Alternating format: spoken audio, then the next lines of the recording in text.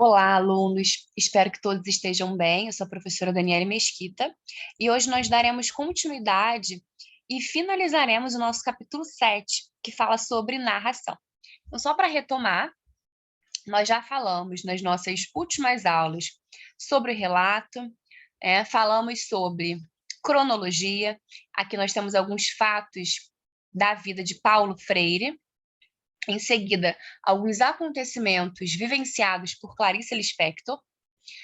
Mencionamos também o que compõe uma narrativa, né? Quais são esses elementos, o enredo, o narrador, que pode ser personagem, pode ser observador, onisciente, personagem, espaço e tempo. E agora nós vamos começar aqui falando sobre a sequência narrativa, né? Ou seja, esses elementos que vão fazer parte, que vão compor a narração, eles estarão lá, né? Nós teremos uma história que vai ser vivenciada por alguém, nós vamos ter, então, esse enredo, né? Essa história que vai ser contada por alguém, que vai ser vivenciada em um tempo específico, em um local específico, né? E aí os fatos, né? Um fato segue o outro. Nós temos, então, vários fatos dentro de uma mesma história. Precisa haver uma sequência dessa narração. Então, para fazerem sentido, para que tenham coerência, os elementos da narrativa precisam de uma estrutura. Por exemplo, temos as personagens, o espaço, o tempo e a ação, que podem ser apresentados todos de uma vez no início da narrativa ou podem ser inseridos gradativamente, de modo que o suspense fica mantido, né? Geralmente, o ponto de maior tensão não é apresentado logo no início da história, mas algumas informações importantes sobre o relato já são fornecidas ao leitor, né? Essa é a situação inicial, parte da sequência narrativa. O enredo, ou seja, a história que vai ser contada, que vai ser vivenciada, né, se relaciona às seguintes perguntas. Por que aconteceu? Né? Então, o enredo vai responder essas perguntas. Por que aconteceu? Como aconteceu? Que, por sua vez, vão nortear, vão construir essa narrativa. Então, dependendo da maneira de como será apresentada essa história ao leitor, produzirá determinados efeitos de sentido. Então, cada escritor, né, cada autor vai ter a sua maneira de escrever, né? E aí vai causar um sentido diferente. Em outras palavras, o como se conta, a maneira como a história é estruturada é tão importante quanto o que se conta. Então, aquilo que está acontecendo, aquele fato. Então, por exemplo, uma abelhinha, sei lá, uma abelha voou, né? Essa história é um fato aparentemente banal. Mas o que vai enfeitar, o que vai compor, o que torna a história interessante, como isso aconteceu, né? Então, na realidade, o fato e a maneira como ele ocorreu tem um peso muito parecido, né, ali na história. Cada tipo de narrativa envolve uma macroestrutura mais ou menos comum, né? Então, tem ali um padrão.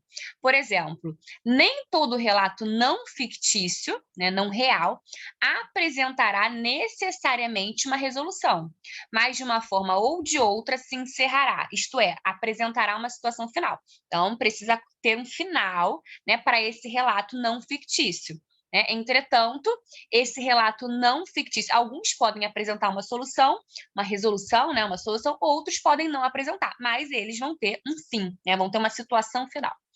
Portanto, alguns enredamentos podem ser observados, podem ser observados de várias maneiras em uma narrativa, de forma mais ou menos explícita. Vamos conhecer as principais partes da macroestrutura de uma narrativa? Então, nós temos aqui situação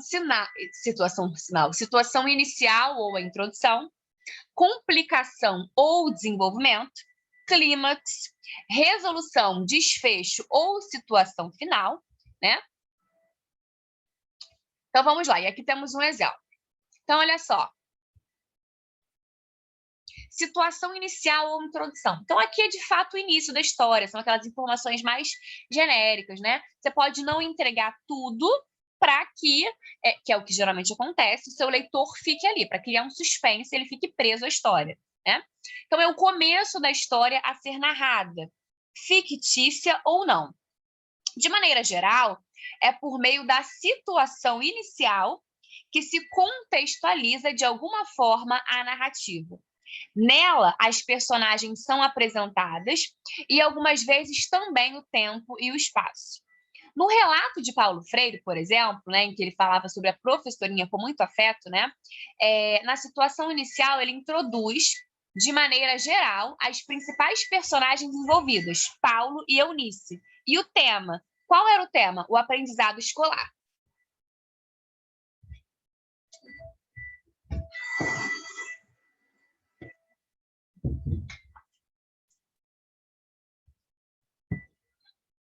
Perdão, gente. Então, no relato de Paulo Freire, na situação inicial, ele vai introduzir de maneira geral as personagens principais, né, as personagens envolvidas ali, Paulo e Eunice, que são os pais dele, e o tema, né, ele estava falando ali sobre a maneira como ele aprende, que ele já chegou à escola, já sabia ler, né, mas a maneira como ele foi produzindo as suas sentenças, né, ele estava fazendo menção ao aprendizado escolar. Complicação ou desenvolvimento. Aqui é onde você vai, então, dar os detalhes, né? Você vai desenvolver essa história. É o momento em que o conflito, a ação principal, né? Então, esse conflito é apresentado ou é desenvolvido em que se toma conhecimento das relações e atitudes que levaram ao momento de maior tensão. É a parte mais desenvolvida, mais específica, que vai apresentar mais detalhes, portanto, de uma narrativa, que vai anteceder o clímax e segue, após ele, direcionando para a situação final. Então, gente, essa parte de complicação ou de desenvolvimento é aquela parte que antecede aquele momento, né, que é o momento de maior impacto, né? Aquela grande notícia, aquela grande novidade que vai contar, que vai aparecer ali naquela história. Então, clímax, agora sim. Então, a complicação ou o desenvolvimento, esses fatos estão te levando ao clímax. O clímax, portanto, é o momento de maior tensão do relato apresentado. Então, por exemplo, se você está assistindo ali uma série, provavelmente um episódio vai acabar ali. Para quê? Para quê? Qual é o objetivo? Para que você fique ali, né? Ah, só um episódio. Quando você percebe, você já está ali há 5 horas, né, na frente da TV. Então, é um momento de maior tensão do relato apresentado.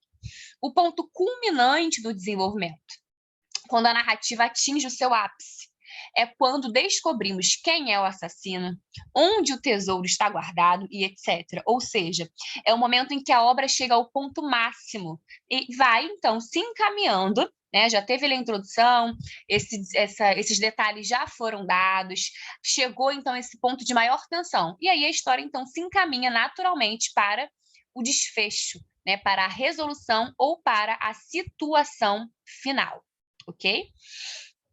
Então, olha só, a situação final é construída com a resolução do conflito desenvolvido ao longo da história. Cada narrativa vai apresentar uma forma de desfecho, triste, feliz, trágico e etc. Né? Então, por falar em desfecho, você conhece o termo epílogo, né? Então, o que significa epílogo? Temos aqui uma comparação, né? Tem a palavra epílogo aqui no início e a palavra prólogo aqui no finalzinho desse quadrado. Então, epílogo é uma palavra latina que significa conclusão, né, ou fechamento de um texto de forma resumida. Também é utilizado para se acrescentar fatos e dados que não pertencem ao enredo principal, né, a história principal, apresentado no livro. Serve como uma referência ou uma página de notas adicionais, então são informações importantes, né, sobre esse enredo, mas que não pertencem a essa história principal. Serve como referência ou uma página de notas adicionais que enriquecem a obra e, por isso, geralmente é colocado como último capítulo e pode assumir a forma de apêndice. Em uma peça teatral, o epílogo é a última fala a ser proferida para o encerramento da peça, ou ação que é necessária para finalizar o ato. E, por fim, então, resumidamente, né, esse epílogo é uma parte, né, é uma referência, uma página. Então, lá no livro, acabou a história. Você tem uma página ou algumas páginas, né, que vão conter informações importantes que vão te ajudar a entender melhor aquela obra, que vão te ajudar a enriquecer, né, o seu olhar sobre aquela obra, mas que Mas essas informações não pertencem àquela história diretamente, né? Então, em uma peça teatral, é a última fala a ser proferida para o encerramento daquela peça. E, por fim, o contrário de epílogo é o prólogo, que se encontra logo no início de uma obra e descreve as cenas que antecedem a história principal. Ou seja, não é a história em si ainda, né? Mas essa parte vai descrever as cenas que vão anteceder, né, informações importantes antes, então, dessa história principal.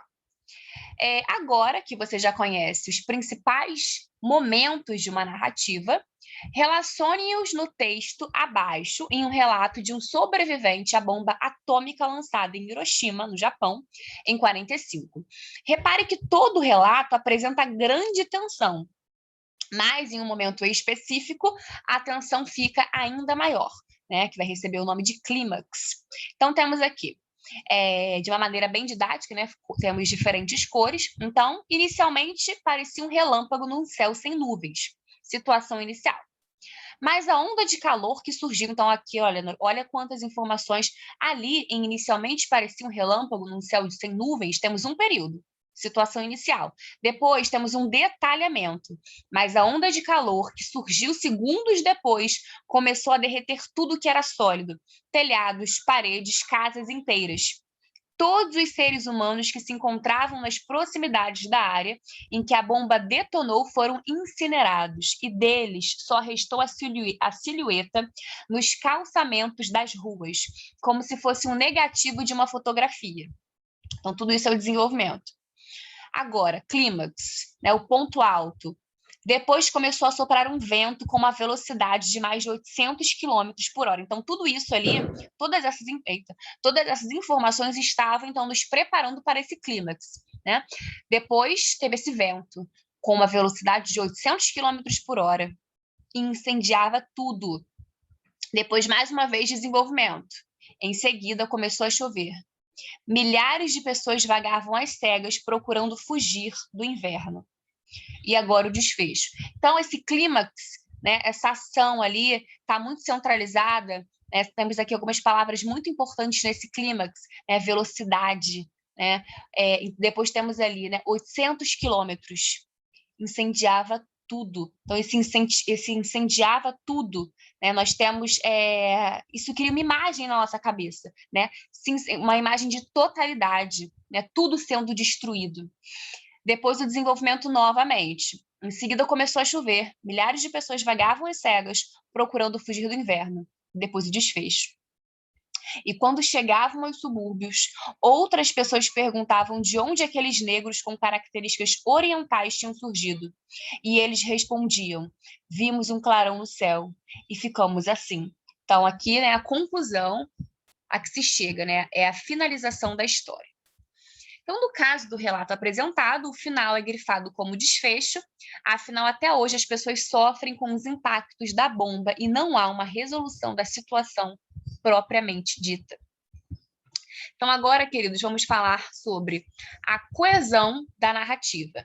Então, temos esse tópico e depois tipos e usos de conectivos. E aí nós encerramos. Então, olha só.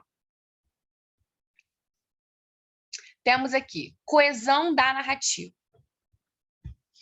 A coesão da narrativa se dá quando diferentes elementos se entrelaçam, se juntam, né, de maneira lógica, formando uma nova unidade. Então, nós já mencionamos a coerência, né, que é o sentido, e nós temos a coesão. Então, a coesão ela vai auxiliar, ela vai ficar ali lado a lado com a coerência. A coesão nos ajuda a ter sentido. Você já deve ter percebido que nem sempre a sequência narrativa é linear, né? Ou seja, desenvolve-se cronologicamente. Muitas começam pelo desfecho. Isso vai depender do efeito de sentido que o autor pretende dar ao texto. A relação estabelecida entre os fatos e os episódios contados dentro de uma narrativa e destes com os demais elementos exige uma costura, a qual chamamos de coesão da narrativa. Então, olha só. Os dois principais tipos de coesão são sequencial e referencial. Leia o fragmento do conto Conversa de Bois e observe atentamente os termos em destaque. Então, gente, o nome do conto, né, é conversa de bois.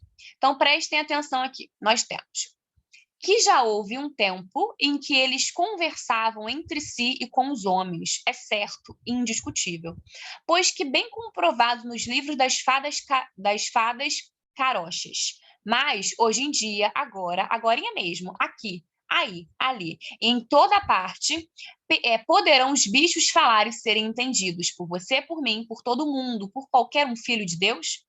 Então, nesse fragmento, os termos destacados são utilizados para atribuírem uma lógica temporal. Ou seja, essas palavras estão dando ideia de tempo. Houve um tempo, hoje em dia, agora, agorinha mesmo. Referencial, eles, bichos. E explicativa, pois. Então, olha só, nós temos aí esses elementos, essa cor é um rosa, né? Houve um tempo, conversavam, hoje em dia, agora, agorinha mesmo. Então, essas palavrinhas aí, né, estão estabelecendo uma lógica temporal. Agora, esse eles, né, que está em azul ali, o nome do conto é Conversa de Bois. Né? Então, esse eles está se referindo à palavra, ao substantivo bois. E nós temos ali o pois, né, que é uma conjunção explicativa, que está introduzindo uma ideia de explicação. A costura desses elementos é feita com o uso de diferentes recursos, que certamente você já utiliza naturalmente. E por falar em conversa de bois, vamos dar nomes aos bois? Então, nós temos aqui a coesão referencial, ela estabelece relação entre palavras e expressões dentro de uma narrativa. Então, como eu falei para vocês, ele está se referindo ali, está fazendo uma referência, né, à palavra bois. Os mecanismos mais utilizados são a anáfora, catáfora, elipse e a reiteração. Por exemplo, ao usar eles para se referir aos bichos, como eu falei, o narrador utiliza um mecanismo de coesão referencial. Então, ele está se referindo a uma palavra, né? E a coesão sequencial cria condições para o progresso da narrativa. São responsáveis pelo estabelecimento e pela manutenção desse tipo de coesão. As flexões de tempo. Então, olha só, ali nós temos várias palavrinhas, né, que estão estabelecendo, que mantém, essas palavras estão mantendo ali um sentido, que é o sentido de tempo, o sentido temporal, né? As flexões de tempo e de modo dos verbos, assim como as conjunções. Por exemplo, ao usar conversavam, o narrador marca temporalmente a narrativa, demonstrando que algo aconteceu. Então, os verbos, né, eles também dão essa ideia marcam essa ideia de tempo, né? Porque é uma ação. Então, eles conversavam. Né? É uma ação que acontecia com uma certa recorrência, né? Então, a ação referencial, ela está mais ligada. Então, uma palavra que faz referência a outra, como é o caso do pronome pessoal eles, né, que faz referência a bois, e a coesão sequencial, ela tem uma relação, como o próprio nome já fala, com a sequência de ideia, né, uma sequência maior. Então, a gente tem, por exemplo, aqui, hoje em dia, agorinha mesmo, palavras que estão estabelecendo aí esse sentido de tempo, né? Os verbos também. Então, por exemplo, as locuções adverbiais, as expressões adverbiais. Então, por exemplo, você está escrevendo alguma coisa, ponto. Então, na semana seguinte, vírgula. Né? Então, mais uma vez, você está dando sequência ao seu texto e você está introduzindo, né, está dando sequência a esse texto, dando uma ideia específica, que é uma ideia de tempo, beleza? Então, para que a coesão narrativa seja eficiente, é necessária a utilização desses recursos. A história precisa continuar acontecendo, né? E palavras se referem. Então, nós temos alguns elementos que vão se referir a palavras que já apareceram, né? Mantendo essa coesão. Então, tipos e usos de conectivos. Os conectivos são os elementos que possibilitam o encadeamento lógico das ideias no texto. O conhecimento e uso adequado conferem ao autor a possibilidade de produzir os efeitos de sentidos desejáveis. O contrário implica a incompreensão, seja por falta de clareza ou por ilegibilidade. Os conectivos são formados, então, o que pode ser considerado, o que atua como um conectivo? Né? As conjunções, os advérbios, os pronomes. dependendo da relação que se estabelece entre as orações, frases e períodos. Então, leia esse fragmento abaixo e atente-se para os termos em destaque. Então, aqui a gente tem, ó, e começou o caso na encruzilhada da Ibiúva, logo após a cava do Mato 4, onde, com a palhada de milho e o algodoal de pompons frouxos, se truncam as derradeiras roças da fazenda dos Caetanos e o mato de terra ruim começa dos dois lados. Ali, um mirara rolava e rodopiava, acabando de tomar banho de sol e poeira, o primeiro dos 4 ou 5 que ela saracoteia cada manhã. Então, percebam que aqui nós temos algumas palavrinhas que estão em negrito, né? Nós temos ali o logo após, né? Que está marcando essa ideia de tempo. Então, ó, começou o caso na encruzilhada. Logo depois, a cava do Mato Quadro, né? Então, sequência temporal. Depois disso, né? Aconteceu outra coisa. E nós temos também o ali, né? Então, e o mato de terra ruim começa dos dois lados. Ali, naquele lugar, né? Ali é um advérbio. O mirara rolava e rodopiava. Então, os termos em destaque, logo após, né, e ali, são utilizados para indicar a circunstância, a localidade de um lugar. Nesse caso, a localização da encruzilhada da Ibiúva em relação à cava do Mata 4 e a localização na qual o mirara rolava. Então, esses termos, né, são conectivos de lugar, proximidade ou distância. Leia o próximo fragmento e observe a relação existente entre os termos em destaque das orações. Então, aqui nós temos: com um rabeio final, o Papa Mel impôs-se e expôs-se nas costas e andou à roda, muito ligeiro, porque é bem assim que fazem as iraras, para aclarar as ideias, quando apressa tomar qualquer resolução. Então, um conectivo. Por quê? Então, temos aqui 3 palavras que estão destacadas, né? O conectivo porque explica o comportamento do Papa, né? Do Papa descrito no período anterior. Então, com o rabeio final, Papa Mel impôs-se e expôs-se nas costas e andou a roda muito ligeiro. Por quê? Né? Porque é bem assim que fazem as iraras. Então, é um conectivo de explicação. O próximo termo, que é o para, é um conectivo de finalidade, né? De intenção, de propósito. Para quê? Né? Para aclarar as ideias. Pois apresenta a finalidade do comportamento. O conectivo quando explica em que momento. Então, quando da ideia de tempo, né? Em que momento Papa Mel age de determinada forma, estabelecendo uma relação de ordem temporal com a ideia presente nos períodos anteriores, ou seja, é um conectivo de tempo, de duração, de ordem. Os nomes atribuídos aos conectivos podem variar de acordo com a sua finalidade, assim como o caso do conectivo de tempo, que também pode ser encontrado como conectivo de duração ou sucessão e a ordem. Então, confira a seguir os principais tipos de conectivos e seus usos. Então, aqui a gente tem, gente, uso na conexão e marcadores. Então, por exemplo, quando você diz, em primeiro lugar, né, se você começa a sua ideia com um assunto específico, é porque aquilo tem uma relevância, porque aquilo é mais importante. Então, se você vai falar, né? Em primeiro lugar, eu quero dizer que vocês não deveriam nem estar aqui, né? Então, ou seja, já está errado. Então, temos esses marcadores, em primeiro lugar, em segundo lugar, primeiramente, né? Depois temos, então, algumas palavras que dão essa ideia de tempo. Então, enfim, logo, imediatamente, constantemente, né? Comparação.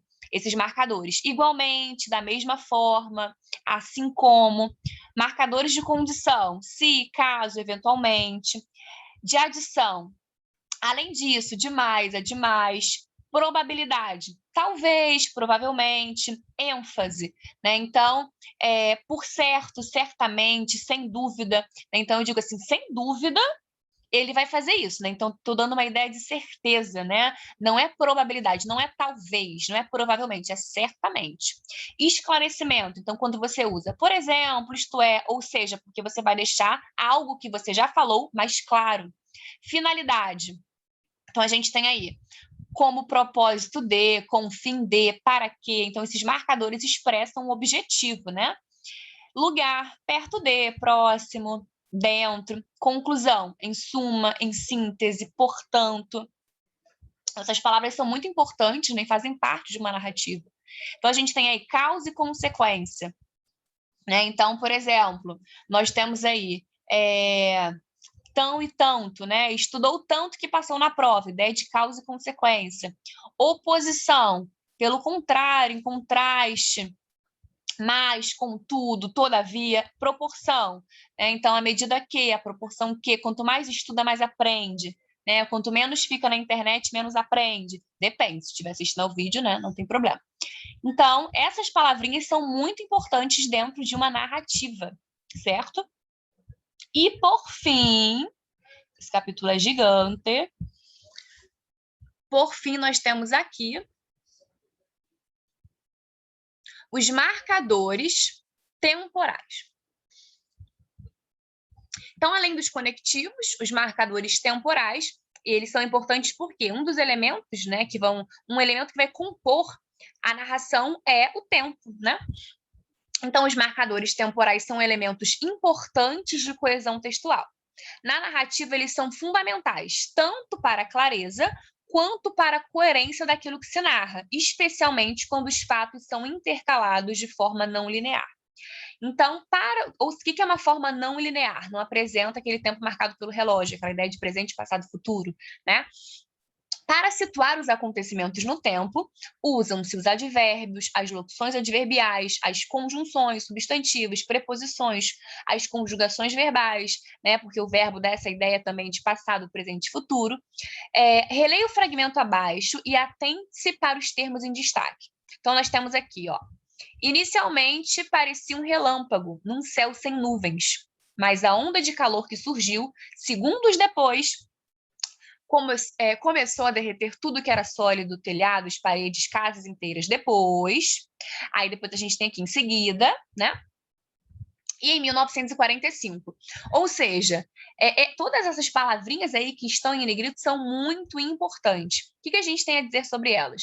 Esses termos estão dando uma ideia de tempo, né? Então, no início, naquele momento, assim que ele percebeu aquela situação, logo no início, tá animado hoje, né? Então, logo no início, parecia um relâmpago num céu sem nuvens, e depois ele vai dando, então, os detalhes, né? Note que esses termos em destaque situam temporalmente os acontecimentos que seguem, para que haja uma compreensão da sequência dos fatos e da sua localização no tempo. No caso desse fragmento, os intervalos de tempo entre os fatos são próximos um do outro. Segundos depois, em seguida, mas sabemos que o conjunto dos acontecimentos relatados aconteceu em 1945, né, ali no final da Segunda Guerra Mundial. Então, gente, todas essas palavrinhas aí estão... Por que são marcadores temporais? Por que todas essas palavrinhas são marcadores temporais? Porque estão dando justamente essa ideia de tempo, né? Então, conheça a seguir alguns marcadores temporais. Então, aqui nós temos alguns exemplos, né? Uso e marcadores. Então, quando a gente quer se referir ao tempo presente, hoje, agora, neste momento, tempo próximo, neste instante, em seguida, segundos depois, logo mais, né? Daqui a pouco. Tempo passado, ontem, né? Outros tempos, na véspera. Tempo futuro, por vir, né? O que há de vir. Daqui a 2 anos, em breve, né? E tempo definido. Quando você tem um tempo definido, é o dia da semana. Então, ó, segunda-feira, né? Você tem ali um dia específico. Não pode ser quarta, não pode ser quinta, é segunda, né? Meses, janeiro, fevereiro, hora ou minutos. Então, quando a gente fala o dia da semana e ainda a hora, tem-se uma ideia mais específica ainda, né? Então, 1 hora, meio-dia, né? Períodos. Então, pode ser diurno, vespertino, matutino, semanal, mensal, quinzenal, dominical e etc. Né? Então, como eu falei, o tempo é um elemento muito importante dentro da narrativa, beleza? Então, queridos, terminamos o nosso capítulo bem grandão, que fala sobre narração, né? E na próxima aula, nós faremos alguns exercícios sobre a narração, ok? Sobre este capítulo. É sempre um prazer estar com vocês. Bons estudos e até a nossa próxima aula.